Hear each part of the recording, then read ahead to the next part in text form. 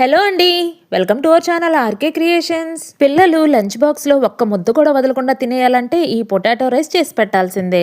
మరి ఆలస్యం చేయకుండా పొటాటో రైస్ ఎలా తయారు చేసుకోవాలో చూసేద్దామా. దీనికోసం ముందుగా ఒక ప్యాన్లో ఆయిల్ హీట్ చేసుకొని తాలింపు దినుసులు జీలకర్ర వేసి ఫ్రై చేయాలి. తాలింపు వేగిన తర్వాత సన్నగా కట్ చేసిన వెల్లుల్లి వేసి ఫ్రై చేసుకోవాలి. ఇప్పుడు పొడవుగా కట్ చేసిన ఉల్లిపాయలు ఇంకా పచ్చిమిర్చి వేసి వేయించుకోవాలి. అలాగే 2 రెమ్మలు కరివేపాకు కూడా వేసి బాగా ఫ్రై చేసుకోవాలి.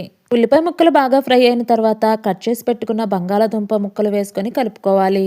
ఈ బంగాళదుంప ముక్కలు ఫ్రై అయ్యేటప్పుడే రుచికి సరిపడా ఉప్పు కొంచెం పసుపు వేసుకొని కలుపుకోవాలి. ఇప్పుడు వీటన్నింటినీ మూత పెట్టుకొని 10 నిమిషాల వరకు మగ్గించుకోవాలి.